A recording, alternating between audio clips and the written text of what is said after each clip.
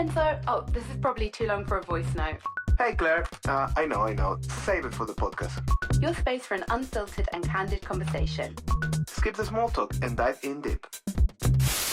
Hi, he's Enzo. And she's Claire. And this is Too Long for a Voice Note. Boop, boop, boop, boop, boop, We are back. We are back. I think we haven't said this in such a long time. Exactly. Hello, everyone. Too long for a voice note. It's Welcome back. back, guys. Thank you so much for joining us again. You think you get rid of us? Exactly. Well, it's not. If you think we were down and out, no. No, we're ready to spam your feeds again.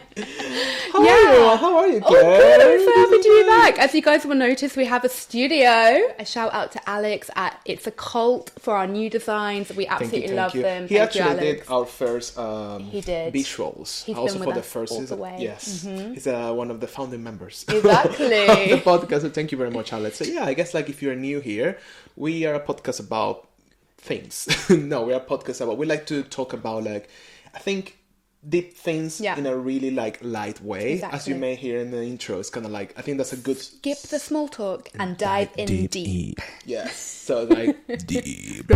So yeah, it's kind of like we like to talk about things that it may matter to you or not, but I think you at least hope you find it interesting in the way that we approach them, and it's not about like only fun or like superficial things. We want to like like dive in deep, but more like in a light way. So it's kind of like a friend's conversation, which is it is where at the end of the day. And we cover lots of different topics. And if you don't know, if you are new here, the format of the podcast is that every week I bring a secret topic to Enzo, so Enzo knows literally nothing about the topic, and vice versa. Enzo will bring a topic for me, which I don't know what that is, and then we'll just freely talk about that topic. Yes. So before we start, shout out to our new mics. I mean, we have one. I think this is the founding member. This is the original one. Yeah, this is the new one. This has been fighting for I think 2 years now, like holding both of our voices in one recording. Like now we have a new one, so shout out to happy. Sure, At Sure. Sponsor us. Sponsor us. Please. Yeah, with all that being said, I think it's your week. It's my week, so I'm starting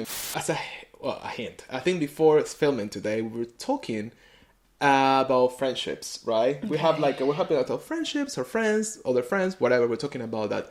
And my topic actually, it's related to friendships. Okay, wow. So, but specifically about low maintenance friendships. Ooh. So guys, that's a thing.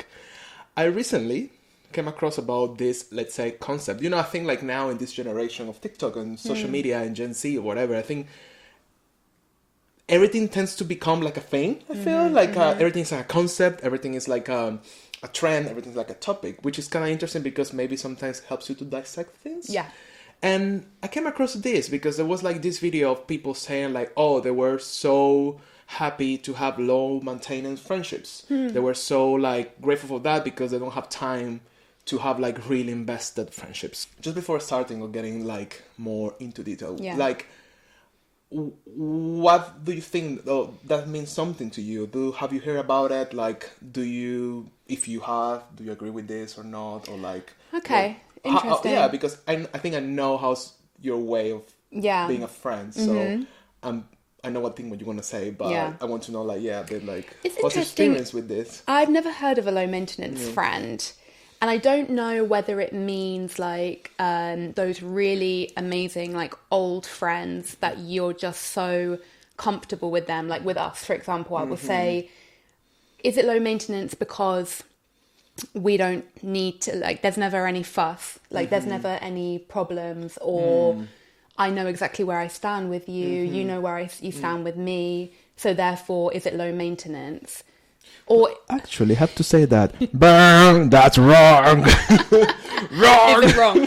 Or is it that is it just more like a relationship that you're not putting into that much because you're not invested? Is that what it means? So as I say, like I found this terminology or this term first on Instagram, I think it was. Okay. And then I was curious about it because I think like I think we both like really valuable friendships and we are really invested on them. And so I found that a really like interesting topic. So basically, typically, this term describes friendships where require minimal effort to keep. is generally like a friend you may send an occasional text or like checking in randomly sometimes, or you can spend a lot of time without seeing each other. A low maintenance friendship is a relationship where you maintain your closeness with another person without necessarily speaking to them every day. Okay. So, to go to the Gen Z thing, this thing is a terminology and like a thing that is very celebrated by Gen Zers. And like it's very like something very, let's say, very TikTok-y era, because they celebrate. They have a lot of viral videos about it because they say they hate, and I found this interesting. Like a lot of young people, they find like they hate when people are taking over their time. Yeah, I was gonna and say. They feel like when others they have certain expectations on them or they take over their time, they feel like insulting, and it's like you don't do that with my time, which I find that. It's a whole nother thing. It's a whole other thing, and Yeah. also I find it a bit problematic. Yeah. Because I feel like friendships shouldn't feel like they're taking up of your time. They should feel like it's kind of like a place where you gain something, where it gives you happiness or whatever it is you get from your friendship. But also I understand maybe some friends are really more demanding. And maybe let's talk about that. Like for you, maybe what are your boundaries with friendships, and like Okay. when do you think they're too demanding of your time and they're like, back up? I think some boundaries that I have with friends are, if, for example, they have a problem with their life. Just to say, I think I put a lot into my friendship. So I think this concept is slightly odd for me, which we can go into in a bit. But I feel, to go to a question about boundaries, I feel like if a friend is struggling, let's say with a breakup, and it's like, they've been broken up for a really long time, but they're still going on about the same situation. I think that's a boundary that I need to have, because like I'm never going to change what I'm going to say. Yeah. I'm always going to say like, he's an arsehole, for example, or whatever. Yeah. And I think we can like feed our friends a little bit too much. So I think it's good to always be there, be supportive, but also know when to say like, this is time. You need to move on. We need to stop this. And then you're taking from my time and I think space, maybe that sometimes, you know, when like you're a good friend, I feel it's difficult because I think we think that people will always put the boundaries that we expect, but that's not actually true. Yes, about friendship boundaries, I think it's something that really took me time and like working on it, because I think, as we say, I'm very invested on my friendships and I think I can give it all. But then when it starts to affecting honestly your well-being or something, or like your values or whatever, I think that you need to review. I think a boundary for myself is like if someone needs help, for example, and I give him my support, and it's still maybe like my support is not accepted, then it's kind of like, okay, this is what can I offer you. If you cannot accept that because it doesn't work for you, I kind of like push back a bit, because I cannot be like, if you're not supporting what I'm saying, or if what I'm saying is not good enough for what you need right now, there's a point like I need to step back, because now I'm going to be frustrated. And you're going to be frustrated about the friendship. You mean like if they're not following your advice? Or like if you ask me for an advice and I give you the advice back, and then you're not happy with that advice and you want more advice from me, and then I give you another advice and you won't take that advice. So it's kind of like, okay, well, I cannot help you in this situation. Because it's making you feel helpless. Yeah, maybe it's kind of like, and I think it can lead to like maybe complications of things. I don't know. You can get resentful. Yeah, so it's kind of like this maybe could be a boundary.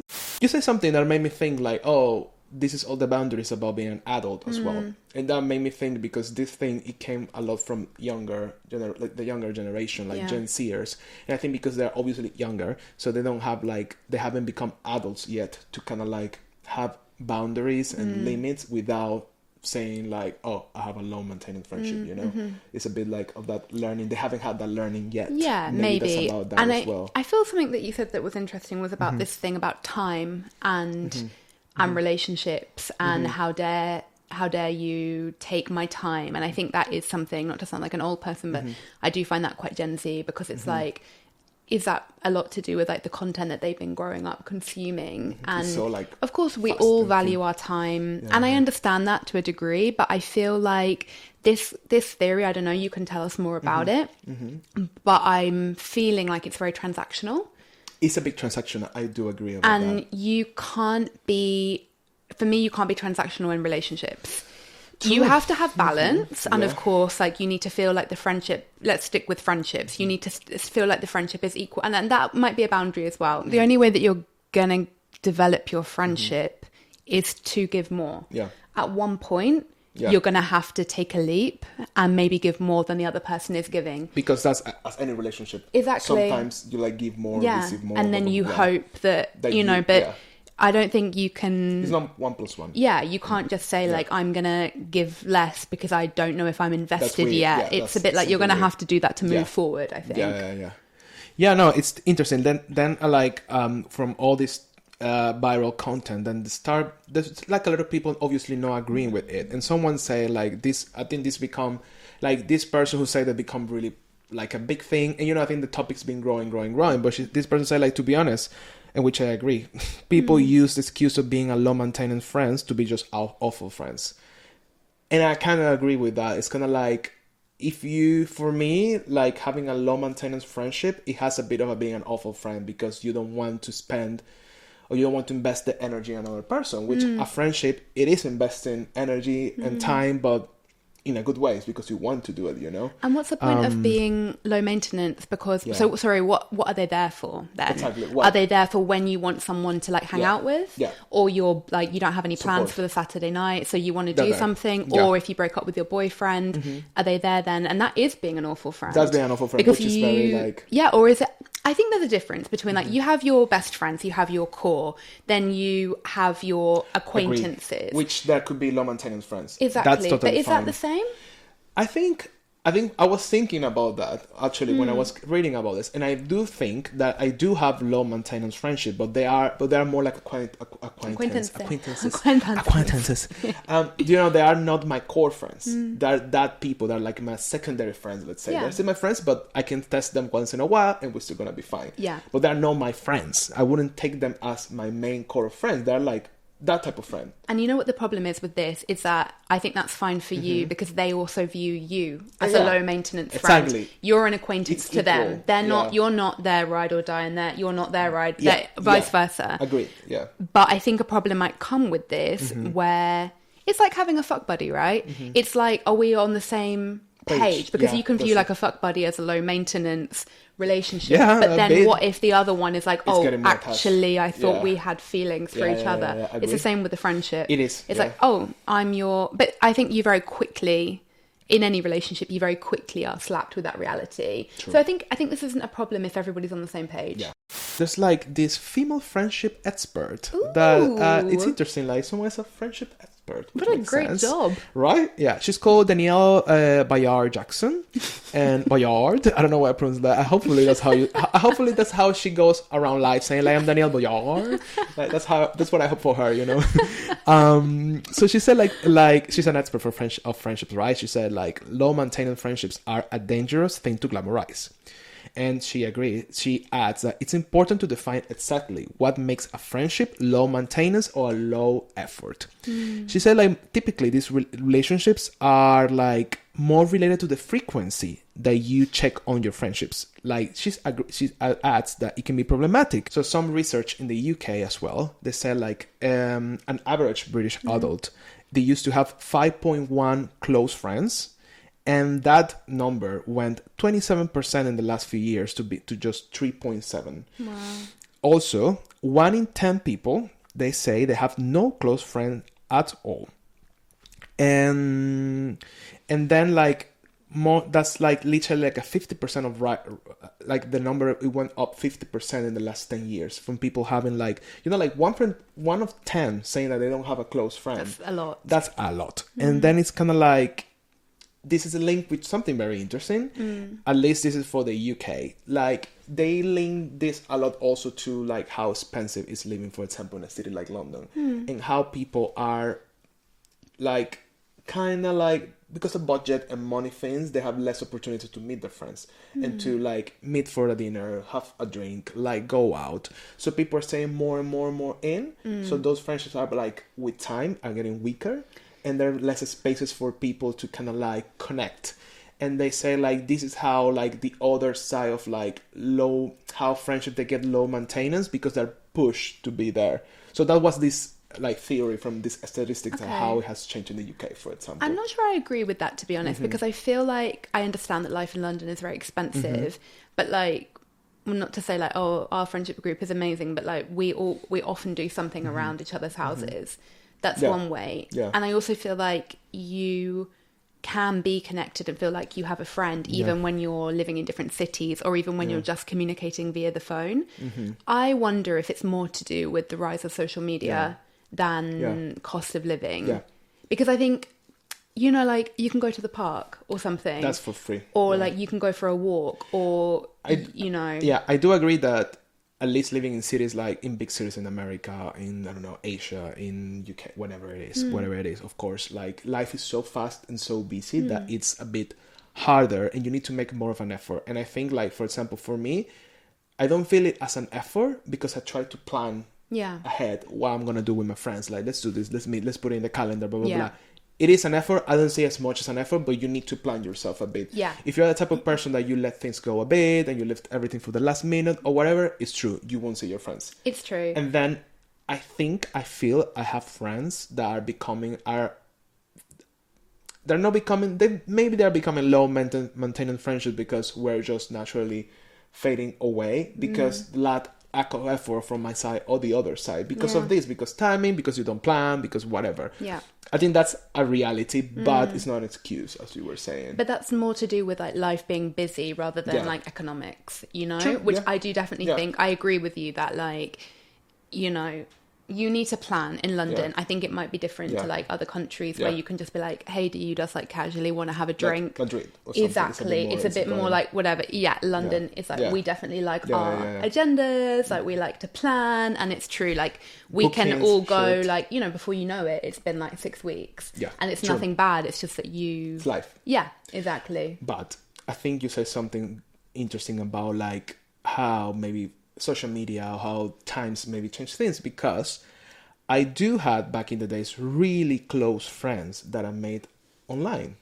Like I have like people that are my life people, like it's like Leah. Like, it's a friend of common that we have, for example, amongst others, but like Leah, for example, she's like a person like it's my lifetime friend, and we met online, and we built a really strong and deep relationship over messages and over chats, let's say, and then over person. Then we became also like friends, like in the regular life. But I think like the effort and I think technology and social media or whatever you call it is not an excuse to have a low maintenance friendship, because I have managed to have really strong friendships over the internet, over the phone. I have friends from Venezuela that we're close and we talk about like really deep stuff over a regular daily basis, and we don't see each other ever. Like, a lot of the excuses for a low maintenance time or low maintenance friendship is like, oh, I'm not compromising my time because I don't want to put my time, I don't want to like blah blah blah blah. But I think for me that's like a bit of an awful friend, because you can like, if you don't see your friend because you have a lot of time, you chat your friend. Yeah. And that's the thing. It's not about like, so there's ways to kind of keep and invest in your friendships if you really want. So for me, low maintenance friendships are a bit like a way of, or you don't really want to have friends because that's too much for you. I think it's something about priorities, because I think that not everybody prioritizes friendships as highly as they do their career or working out or dating, for example. Which is fair as well. And I think once again that goes back to like understanding. And that might be an age thing as well. Like we said at the beginning of the episode, like I think that is about understanding your place in someone's life. And, you know. That's interesting, because one of the first videos I saw about this, it was this person saying like, I really appreciate this concept because I don't like people or friends being like, why you didn't have time for me? Why you're doing things with other people? Why you're not inviting me to things? Why you're not prioritizing me? So basically it's like that, which I think it's fair to have to a degree in a friendship. You own some things to that person because it's your friend, right?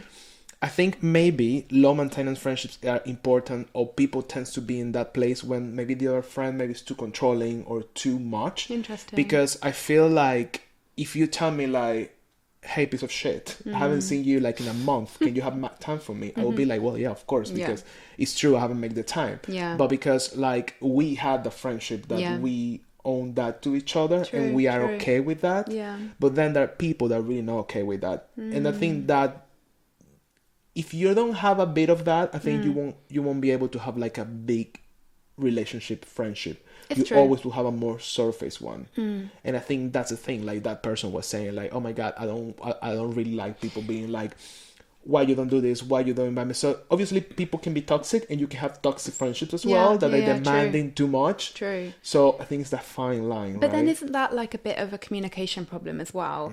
Because like I understand that we have demanding or less demanding friends, but I do think there is something really priceless about having friends that you're in a busy period of your life because you're busy at work, and so you're a bit more absent on the phone or texting. Like, I don't know, like, isn't that like why? I don't know why. I understand the concept, I get it, but why do we need to have low maintenance friendships? Why can't we just have good friendships where we're saying, listen, I'm here for you. I would love to see you in 2 weeks' time. But you know what? For the next 2 weeks, I'm just going to be completely focused on work or whatever. Exactly, yeah. So I just think it's a slightly strange thing in a way, because shouldn't you be able to communicate that? Of course. Do you think like low maintenance friendships are like just way for people to have like not really a committed relationship? It's like lack of commitment?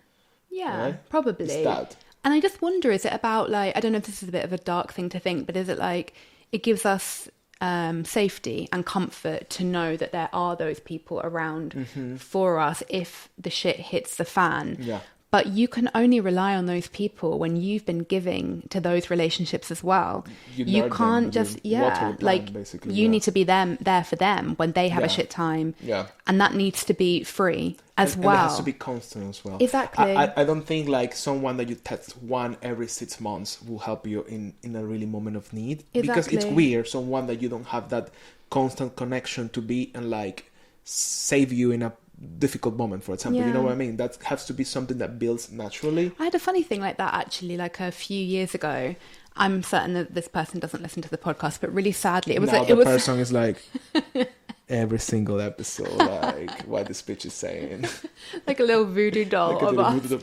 But it was interesting because I'd gone to school with this girl, and we hadn't heard from her for literally about 10, 15 years, maybe, maybe a bit less. Yeah. And she reached out and said like, oh, by the way, obviously really sadly, like a member of my family has a disease. Yeah. And it was I thought that was a very interesting, obviously, like, you know, she reached out to a few of us from school. I thought that was just such an interesting move, because you don't have contact with her anymore, right? Like I wouldn't do that, but there's no way in hell I would reach out to like a girl from school that I haven't spoken to in 10 years over like Enzo, Leah, Rodrigo, Wincy. Do you know what I mean? Like it just wouldn't enter my mind because they're weird. Not present. I didn't know anything about that girl, not for anything bad, but we went to school. It didn't maintain the relationship, didn't carry on as well. That's interesting. Yeah, I mean, it struck me as like a loneliness in a way, but this is what happens when you don't invest in your friendship. Not to say maybe she had great friends and maybe she just thought of us. True. I don't know, but it's I totally agree. Yeah, that's what happens. Let's say like maybe she didn't have really close friends and she just need to bend this out to get like support from people, like because she needs to be supported. Yeah, you're right. It's kind of like, well, you maybe needed like to have more. That's why you invest in friendships, because I think like, and I do believe, and I think we have this same view, like your life is maintained and built around and up to like good relationships, because they're kind of like your like pillars in a way. There are pros and cons of this, and like I think we made it sound like it seems really negative. I think it seems negative for us. Maybe we're just old. We're just millennials. We're Sagittarius, so we don't believe in low maintenance anything. Everything is fucking high maintenance in this fucking life, right? Everything. That could be as well. It could be personality thing, right? Yeah, but definitely. Anyway, I mean, there's also pros. They define things like, for example, those friendships are flexible. Like they have a space for flexibility. It's kind of like, you can do it, fine, we'll do it next time. Are you fine? No? Okay, we can talk later. Whatever, you know, like it's like a space of like no, again, commitment. That was described as a pro, like maybe like a low level of commitment as well. Or maybe it's a commitment that doesn't have so many like rules around it. So that could be a pro for some people. Like less stress and less pressure. I think a lot of people, they feel pressure for friends. And I think also maybe you have shitty friends. I'm sorry. Exactly. That's so strange. Like, do you feel pressure from your friends? That's so weird. If you feel your pressure from your friends, then there's something you need to like review, but I think people sometimes they feel pressure by their friends, and the friends that put some pressure on them to do things maybe or to like talk about stuff or whatever. I think for some people that's really not rocking. For me, if you feel pressure from your friends, you just don't want to be friends with them. Fair enough. To be honest, it's like you have shitty friends. Hot take. If you're pressure for a friend, fuck that friend. Like, just unfollow. Or just say, like, you know, if you don't want to do something, like, you're not going to do it. Like, if you don't have time. And we still can be super close. That's the thing. Exactly. Like, you can still be like assertive and being like, hey, Claire, I really don't want to do it. I'm tired. Yeah. And we still have the same amount of friends. They were like, excuse me, are you what? What are your plans? I just was thinking as you were speaking. Yeah. I don't know if it struck me that, is this something about not getting your feelings hurt? Because it's like, if I have a low maintenance friend, is that maybe more attractive to somebody who has been hurt? And friendships can really hurt us. Yeah, true. You know, friendship breakups. If you're someone who's had a really bad friendship breakup, is that just a way of being like, well, I wasn't that committed anyway? Yeah. Then it's not that deep if they say, like, I don't want to be your friend. I don't know if there's something there. I agree. And I think this can mirroring as well if you don't want to have like serious, maybe it's not a word, but like a proper, if you don't want to have like a full-on relationship and you want to have just casual relationship with people because maybe that's connected to that, you don't want to be hurt, because the more you invest, the more you're hurt. But also that's not a way of living, right? That's what I think. Well, like, definitely, once again, you're because never everything is going to be like that. You will keep everything like superficial.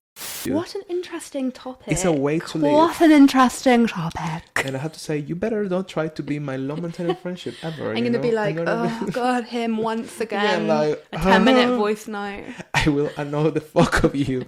And then you could be like, oh my God, why this guy is I'm actually... I'm going to archive you. I'm going to be like...